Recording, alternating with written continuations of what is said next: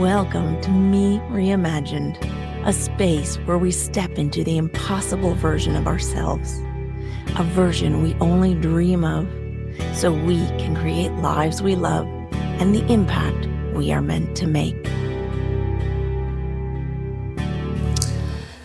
Hello, and welcome back to the podcast. I hope that you are doing really well today. I am enjoying beautiful weather here in Norway, and I am very excited to get outdoors after recording this. But I wanted to record this episode today because something very exciting has happened in my life very recently. And I also wanted to share the experience and my reflections around it because I've done this particular thing a few times before in my life, and they have evolved and changed. And they have evolved and changed with how I view the world, with how I make decisions. And this time it feels pretty abundant. And I won't keep you waiting anymore. The thing that has happened is I bought a house. And that feels pretty big. And it isn't the first time I have purchased an apartment in the past that I sold again. I have purchased a tiny house that I lived in for a couple of years and then sold at a profit. And I've been renting for the last year, but on Monday I put in an offer for a house that I went to see a few weeks ago, and it was accepted. So we are signing the contract this week and then moving in the middle of August. So big changes ahead, super, super exciting. But what I wanted to reflect on in this episode is the evolution of motivation behind why I made these purchasing decisions, because it's pretty interesting to see how the fact that I'm now so aware of my values and I embody them. Like, I don't really need to think a lot about what decisions I want to make because I know so clearly what my values are and what's most important for me in my life, that when I make decisions, yes, of course, I think through them. I do my due diligence. I'm a rational human being. But on the values side, I don't really struggle anymore. Whereas I really used to. I really used to agonize around, is this the right thing? Is this not? Because I didn't have clarity. So it wasn't, I'm not judging my past self for making these decisions because they were in line with what I knew at the time. But today, things feel very differently. And so that's what I wanted to touch on in this episode. If you are someone who agonizes a lot over decisions and you struggle to make up your mind, it could be a sign that perhaps you are not entirely aware of what your core values are. And there's some very simple exercises that you can do to get clarity on that, which I won't go into in this episode. But once you do have that clarity, making decisions become such an easy process and just much more enjoyable because how you feel about them really changes. So I'll go back to the first time that I bought an apartment, and this was back in 2020. I had been traveling full-time for almost 3 years, I think, at that time, and I was starting to feel a little tired of living out of a suitcase. It is amazing to travel. I still love traveling, but the way that I travel, how I prefer to do it, has changed over time. But at that point, I've been traveling full-time from country to country, and I was with my husband in Thailand at this moment in time. It was just after COVID hit, and we were trying to figure out our options because we got stranded there. And luckily we were in a very fortunate situation where we were out in the countryside. We had a comfortable place to stay. We were actually able to go outside because it wasn't close to people. And so we were very fortunate and very lucky in that scenario. But sort of in the long-term view, I was really feeling that I wanted to have a base. And so that was the starting point for me starting to consider buying a place and coming back to Norway and having Norway as my base. And my then boyfriend, now husband, also was on board with that. So that is what we started looking into. But as I was looking, or rather my sister was kind enough to go to viewings for me on my behalf in Norway as I was stuck in Thailand, I realized that it was very difficult to make a decision around what I actually wanted. What was the type of place I wanted? What was important for me? What was not? And that, in hindsight, really made it clear to me that I wasn't necessarily making a decision based on my values. I remember feeling like there was a rush, there was a pressure, there was an urgency to the decision, which tells me that it wasn't coming from a grounded, I know what I want type of space, right? And so I won't go into all the details of what happened, but I ended up buying an apartment with the help of my parents, which was a beautiful place, a very modern apartment with 2 bedrooms, 2 bathrooms. And I didn't really admit this to myself at first, but I think intuitively I could tell pretty much as soon as I got there that this wasn't the place for me. But in all the excitement, and obviously I made this decision and it was a lot of money and the investment was significant, I didn't really let that come to the surface. I didn't really allow those feelings, or that nudge rather, to surface, because it brought up shame, right? I made this decision and now I needed to stick with it. That was sort of my where I was at. And don't get me wrong, it was a beautiful place to live. I was very comfortable. But after a while, I realized that this wasn't right for me. So I started looking into other ways of living. So it's kind of interesting because I didn't start to look for a different place, like a different house, a different apartment. I started researching other ways of living. So that brought me into minimalism and tiny house living eventually.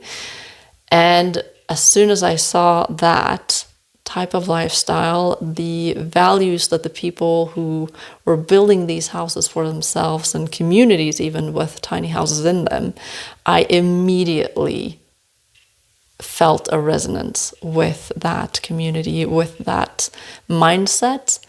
And it just became this dream that lodged itself in me. And it took a while, but after I think 2 years of living in this apartment, I made the decision to sell it and to buy a tiny home. And that's what I did. And this time, it felt very much aligned, because freedom is one of my top values, and I saw so much freedom in the ability to just get rid of stuff, first of all, to not have this big, valuable apartment that I was paying a mortgage on every month, and just to be able to live simply in a small space, in a cozy space that I could make my own and that I could put wherever I wanted.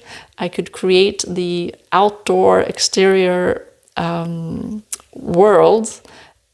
I could shape that in the way that I wanted. I just saw so much opportunity and so much abundance in this lifestyle that most people see as very limited and very cramped and very uncomfortable, frankly. But for me, it was a dream, and it was a dream that I realized.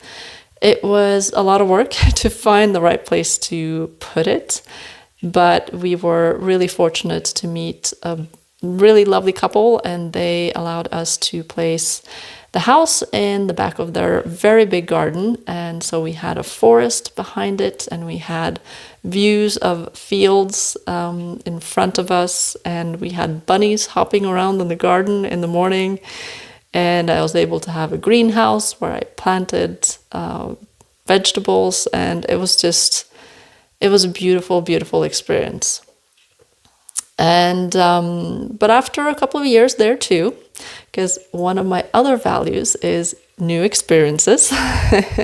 So I do like to change things up from time to time. I do get the feeling of being stagnant if I stay in the same pattern for too long. Like, learning and growth is very, very key to me, and new experiences as well.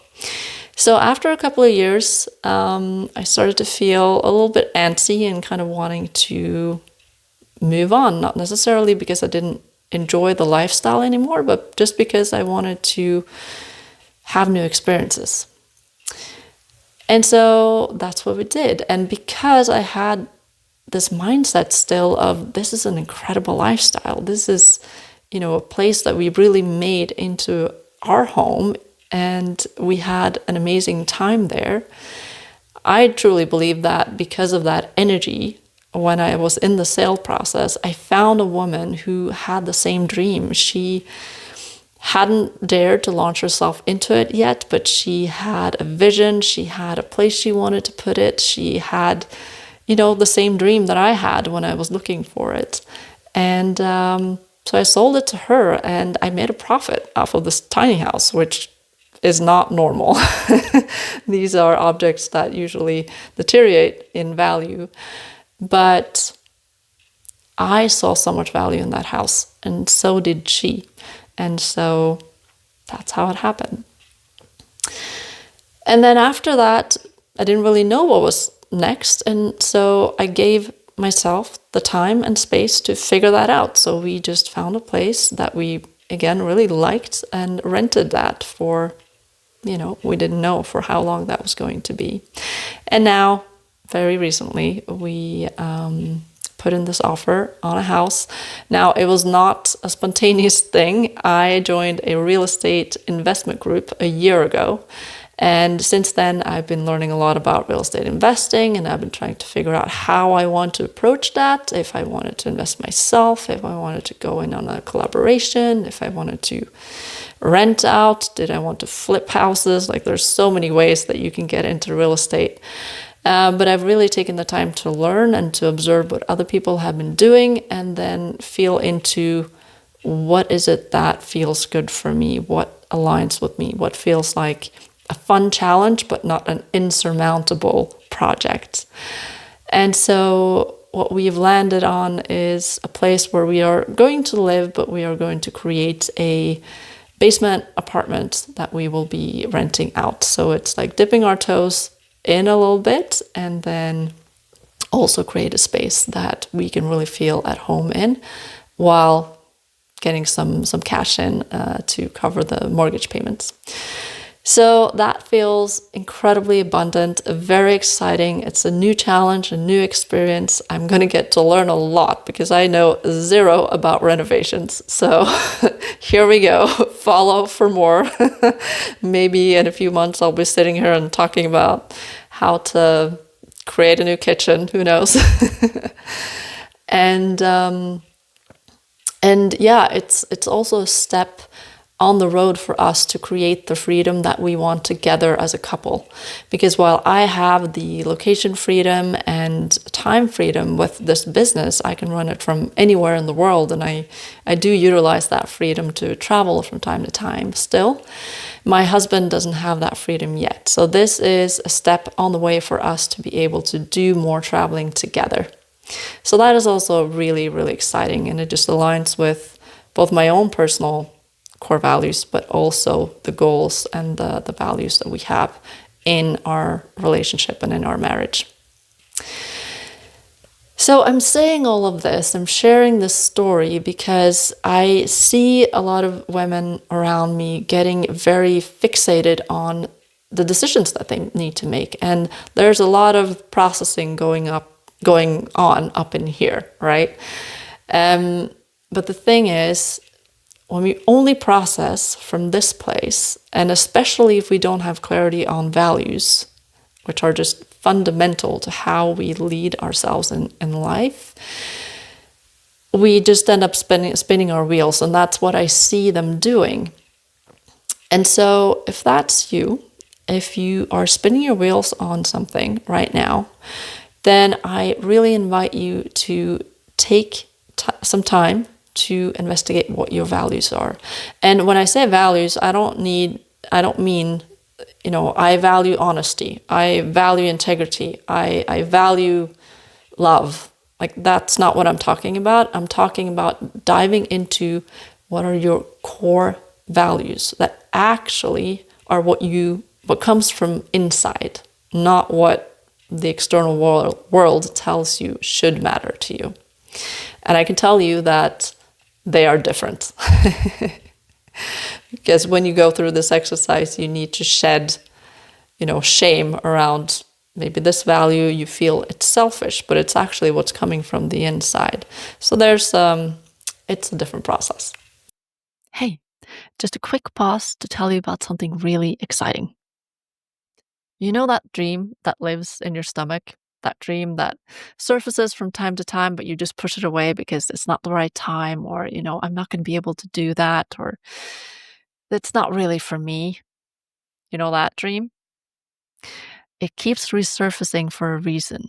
It is because it's a calling. It is something that you are meant to do. It's an impact that you're meant to have in the world.